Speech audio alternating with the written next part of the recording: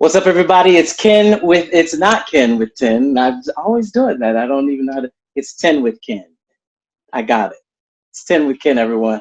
And this week I'm talking to my buddy, Chester Gregory. He is a Broadway star. He's a recording artist. He is a songwriter and a reinventor, which I am so excited to talk about. People who are able to transform and reinvent themselves in so many ways. And we're just going to do what we do and talk. Chester, thank you for talking with me. Oh, Ken, thank you for having me, man. Okay, we're all sheltering in place. Do you want to share where in the world you are sheltering in place? Yes, right now I am back home in Gary, Indiana. I'm at my mom's house and I'm in a separate bedroom she has kind of for me or whatever. So Yeah, she has a taking care of cat, mom. And which yeah. And she has a she has a cat, which I'm cat. allergic to. Okay, Yeah, man. So, but the cat stays out of this room mostly. The yeah, first week was rough, allergies and stuff, but now things have cleared down a little bit. So it's much better. Yeah. okay. Wow, well, great. Um, Chester and I have the privilege of saying that I played a role that Chester Gregory played on Broadway and on the national tour of Motown the musical. He played Barry the Gordy Jr. and he played on Broadway in the national tour, and then I followed his footsteps, the cast right behind him on the tour, and played Mr. Gordy as well. Let's talk a little about Motown just really fast, and then I want to go back further to the Hairspray days, Tarzan, Sister Act, and all that stuff, and then just fast forward to where you are today. How was the Okay. Motown experience for you? What I love most about Motown was the music, and of course, you shared this as well, getting the honor of playing Barry Gordy. So, after hearing about him all this time and this icon who has influenced so many people and really sort of navigated the careers of countless icons, Yeah, that I will say was just an honor and a privilege every single night. And then to see the way people responded to that music, and they would come up yeah. to us and say, what, I didn't know Barry Gordy sang. Remember? I've heard that a lot. Well, he's saying because it's his musical about his life, but he wrote a lot of those There it is. songs. So yeah, There it there it is. is. And So yeah. one thing about that show is that you're in different shows, and at some point there may be a show or two where there's just a song or two where you are tired of hearing that song every night. Yep. But Motown, honestly, it's so easy to perform because you don't the music of Motown is really timeless. And you don't really tire of the music. It's really, and it's a joy to see how people all around the country and even other countries respond to the music. Absolutely. Because I've been doing long runs of musicals for a while. Like Yeah. I've done a lot of musicals on average about 2 years plus. And there are Hmm. some where you sing those songs 8 times a week and you get a little bit tired of. But with Motown, it was never that. That's just how timeless that music was.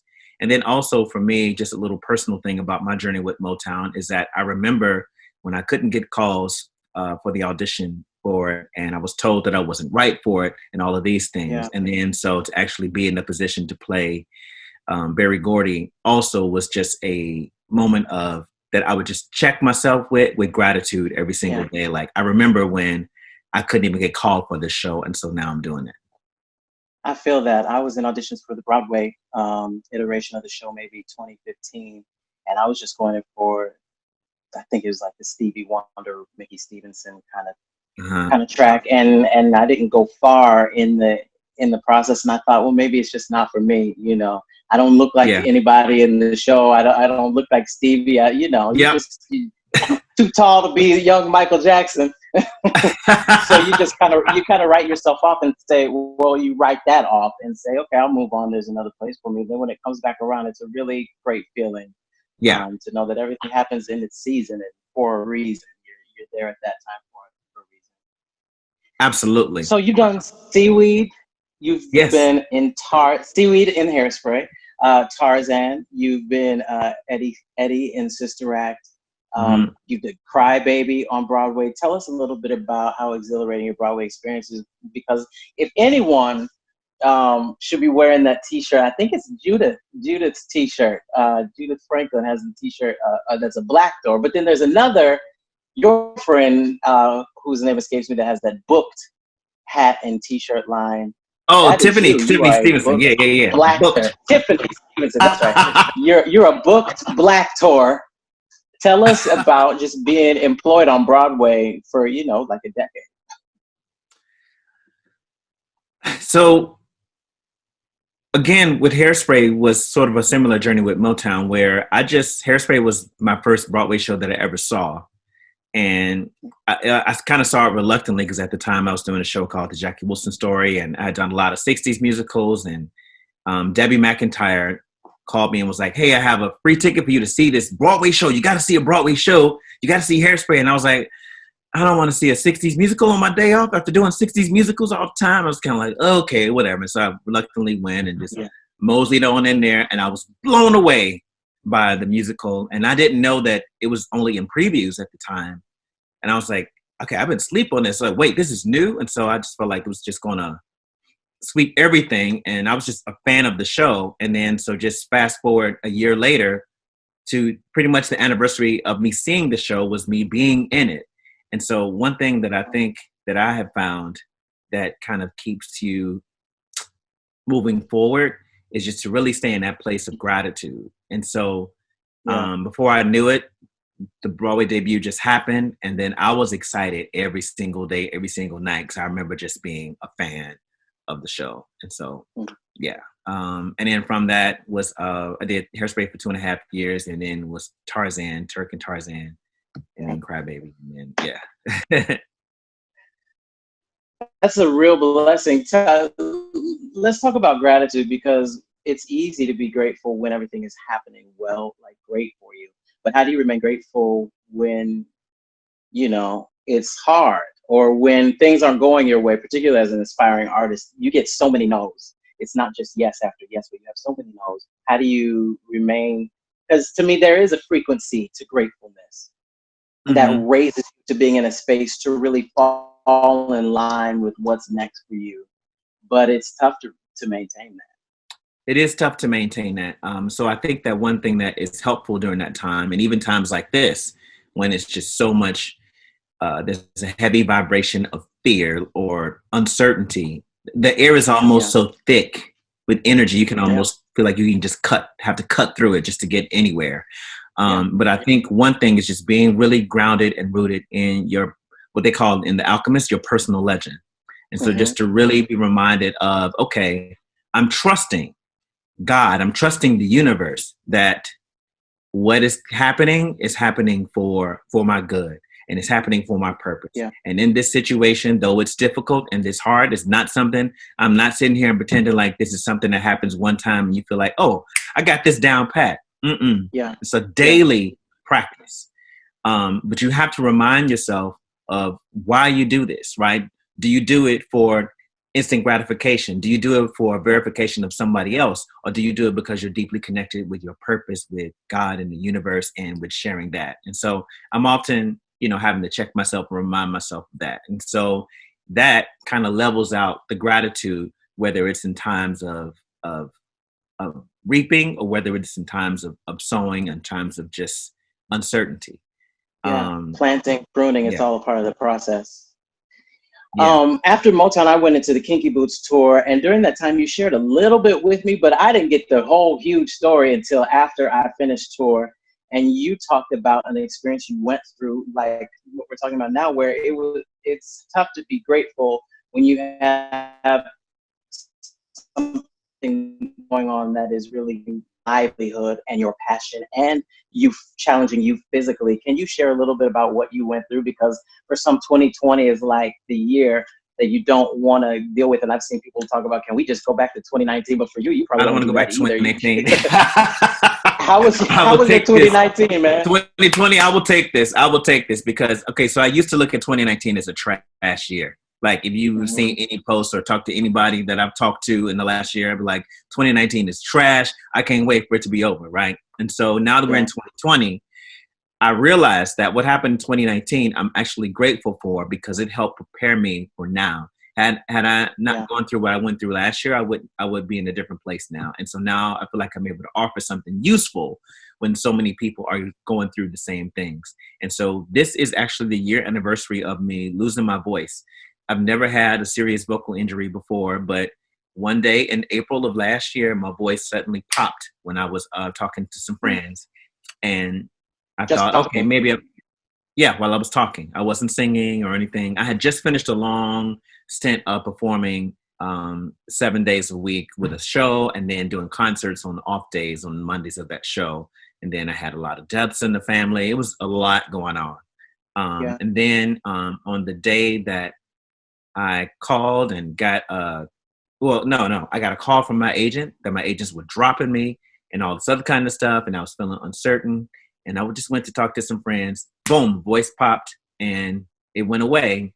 I ended up going to the doctor, and the doctor told me that I had a polyp, and they put me on prednisone 3 times. This continued on for 5, 6, 7, 8 weeks. So the doctor put me on prednisone 3 times. It looked like I was going to need surgery after what the recovery period was, if my voice would be the same. And they were like, probably not. Polyps don't usually heal, and all of this stuff, all of these scares. And then also at the time I had just several gigs lined up where I had to have full extension of my voice or I would be out of work, period. So what happened was the turnaround was I watched this movie called Heal on Netflix. And then I watched a couple of videos by Aaron Doughty and Charity Croft, who's also from Gary, Indiana. Gary, Indiana, shout out. But anyway, I watched those videos and I said, okay, all right, let me do something. And so what I did was I realized prior to that time, and this was on the 8th week, I was not accepting that I was injured. I was like, no, this don't happen to me, blah, blah, blah, this, blah, blah, blah, that. And I was embarrassed. I was like, I don't get vocal injuries. Yeah. So I accepted that I was injured. Mm-hmm. And then after I accepted that I was injured, this peace came upon me. Mm. And then I could see what I wanted my chords to look like. And so I started to visualize my chords being healed. And then I started learning about the chakras and stuff like that. And so one thing about the throat chakra is that if you feel stifled, you feel like you're not expressing yourself, then that blocked energy blocks your throat chakra. And so I started doing exercises and playing frequencies that release the throat chakra. And, doing my affirmations, having difficult conversations with people, whether it involved me apologizing for my wrongdoing or whether it involved me standing up for myself, saying, no, I've been afraid to tell this to you, but you're wrong. And so, and also hearing that I was wrong and listening without defending. So I started to do that. And then 4 days later, my voice came back and I did, it was like 2 or 3 Jackie Wilson shows in a row. And then I had a show singing my own music right after that. And then a doctor's appointment to follow up to see what my course are going to be, all of which all the gigs were almost canceled. So it kicked in 4 days, No surgery. Nope. So it kicked in 4 days, did all of that, went to my doctor after all that happened. And I could already tell my voice was better. So she did the scope and all that. And she's looking, and she's just and she was like, I can't find it. I don't know what happened. This doesn't normally happen. Blah, blah, blah, blah. I'm like, yeah, you don't know what happened, but I do, And so I just realized that I have a lot more to offer now, having been injured and now recovered fully. And so I think one thing that we have to do, especially in times like this, or times like these, when it's like, what's happening? It's like, okay, when you're in a traffic jam, you can either honk your horn, scream, and yell and cuss. That's not going to change. Except you have to accept the fact that you're in a traffic jam and just go with the flow until you can do something about it. And then when the traffic clears up, then you continue to navigate. I think that's really a good point. I was going to go back to it if you didn't. That acceptance thing is interesting for people because a lot of people feel like if I accept this, then it is free to do, like, run rampant through my life. You know what I mean? And so people are like, no, you have to fight it. And there is a thing about not giving up. And I don't think you were saying give up, but rather than being being in denial about what's going on, because a lot of what you were saying, it sounded like ego to me. You know what I mean? Mm-hmm. This doesn't happen to me. Doesn't this know Yeah. who I am? And you can't begin a process of healing until you suspend your ego enough to say, okay, this is not just happening to me. Come It's on, happening come on, for come on, me. Kenneth. What can I do to push through this? And what inner resilience am I blocking by simply just being so resistant to everything that's happening around me, rather than hunkering down and seeing how do I need to change? What are my new perspectives? And a lot of what you were saying is that part of the ego. And some of the ego is having to really have the confrontations that are uncomfortable. Yes. And that can be so hard, because what you're saying about the throat and things like that, whether you believe in the chakras or different things like that, until you really find your voice in your personal life, Mm-hmm. How then you can have all the skill in the world as a singer, as an actor, as a communicator. So many people that are watching this video aren't singers or actors, but everyone uses their voice, and we all use language. But if you can't have the language and really take a hold of the language to really use it as a tool to get you free from so many things, and a lot of times that is in our personal relationships. How hard was that for you to make those confrontations? So there was a couple of things that I really gained from this lesson. One is, so surrender is sort of like stigmatized and sort of like seen as a thing, as weakness. But actually there is power in surrender, because when you surrender to the moment, you disarm it. When you surrender to the thought, you disarm it. And so it's like, and when you acknowledge a fault that you have before somebody else does, you disarm them. Yeah. So, okay, I got big lips. Okay, now what? Now what? You know what I'm saying? Like, that was like an early lesson I had to learn, as a kid. When people like, you got big lips, blah, blah, blah, blah, blah. So now I'm like, okay, I got big lips. Now what? Now what you gonna say? You know what I'm saying? It was like, now you can't hurt me anymore with that. Yeah, exactly. And it's like, okay, nothing I can do about it. So I can either hate it or love it. That's part of myself. So anyway, so that's one thing I've taken away from that, is just to realizing the power in surrender. And they deal with that a lot in the movie The Life of Pi. When I don't know if you've seen that movie. Yeah. I love that film. And he's like, movie. Down to that book. Yeah. And then the book is taken away, and he's like, what do you want here? I'm like, that's the point. So when we're able to do that and say, okay, and again, address some issues. So that surrender, again, involved me talking to those people and saying, okay, hey, here's the deal. Let's talk about this, and it was liberating. And then also it's just accepting the fact that this is another big thing for me that I've learned, is that you're not going to be the hero in everybody's narrative. There are some people that are no matter how you try to spin it, and no matter your intentions, and no matter how it only makes it worse. And explain yourself. Yeah. It only makes it worse. How do you know when to defend yourself or when to walk away? If there is nothing that you can do about it, so you can control your response. You can't control anybody else's response. You can't control how they choose to perceive you. You can definitely, aim to have a conversation, but if they're not open to talk to you about it, then that says more about them than you.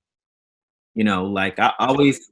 During this last period, go ahead. I'm sorry. During this last period, what do you feel like you learned about forgiveness? Forgiveness is for you, not for the other person. When you forgive somebody, you empower yourself, you allow yourself to move forward, and it's a gift to yourself. When you're angry and bitter and all of that, you're punishing yourself, because it has nothing really to do with the other person. Whatever they did that affected you in that way has more to do with you than them. And how they initially treated you has more to do with them than you. And so when you realize that and remind yourself of that, then it becomes easy to forgive. Also, remembering your mess ups, remembering No, there were times I could have made better choices myself, or Yeah. there were things that I had done that were selfish or not thoughtful or any of those things, you know. And Yeah. so when I think about that, that reminds me of my, you know, of having empathy to be forgiving towards somebody else. Yeah.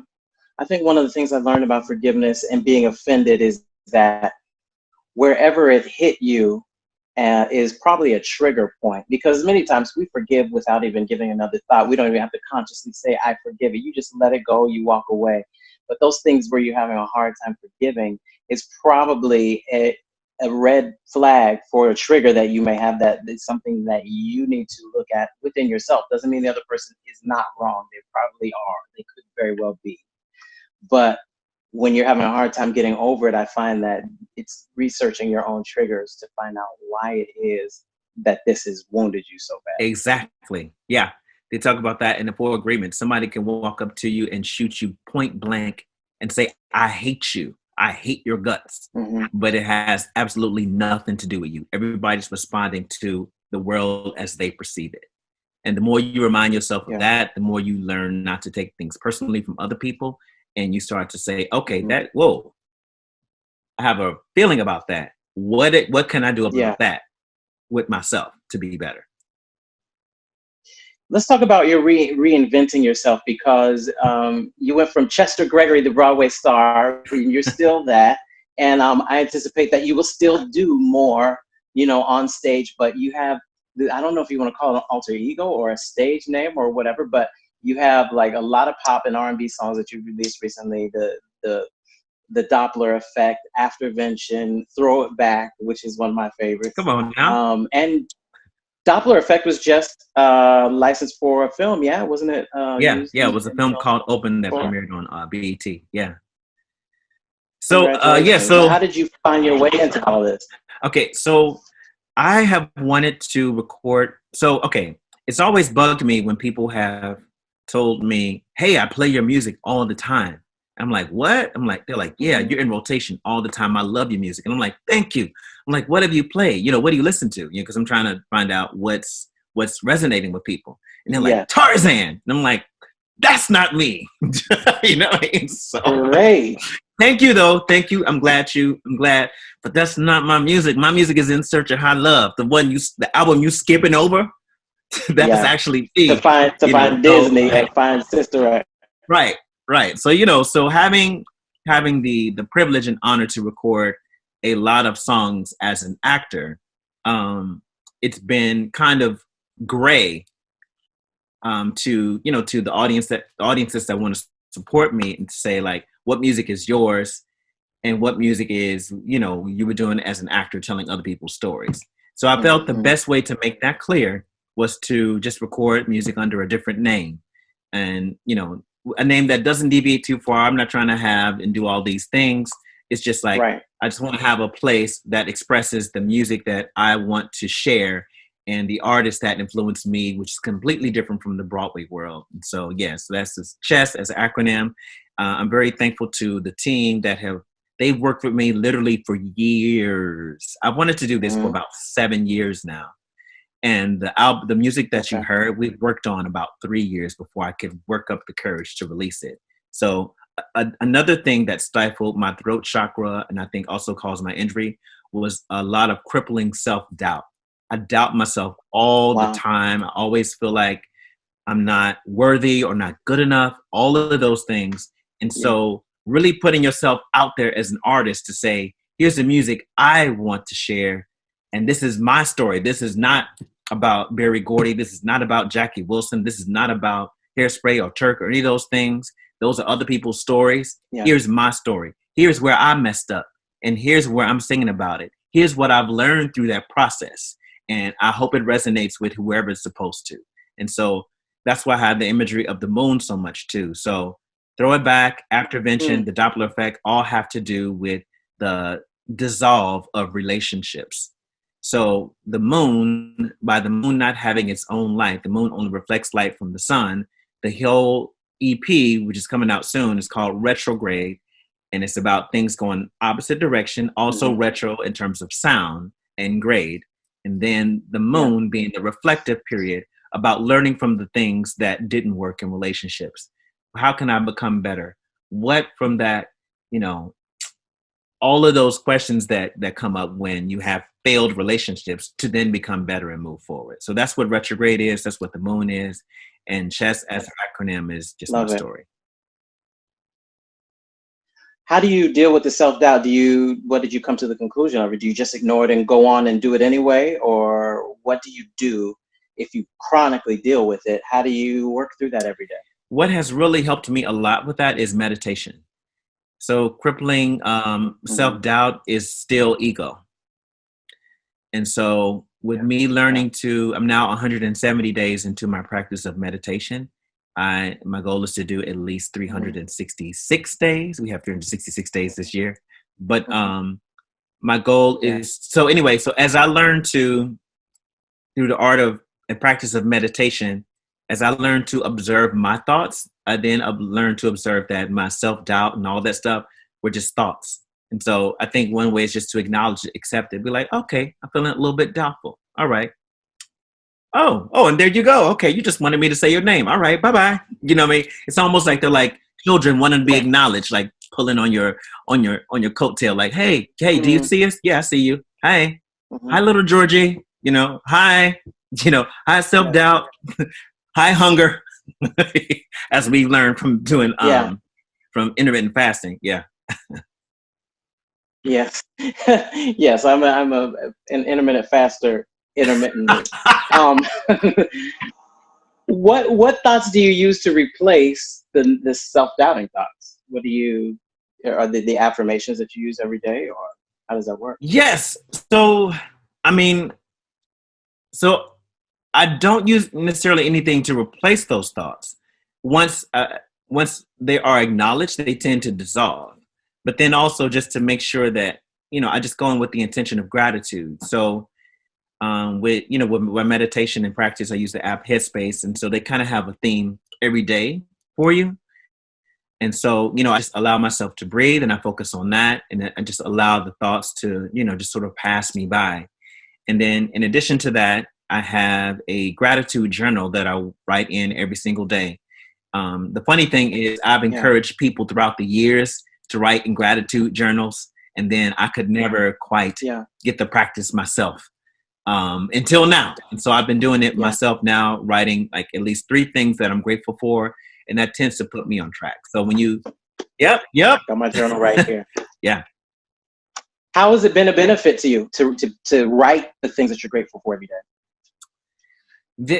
It reframes the whole day. I took a leadership class over the fall that was also helpful too. So when we tend to think of goals that we have for the day, we tend to say, oh, I have to do this. I have to do these things, right?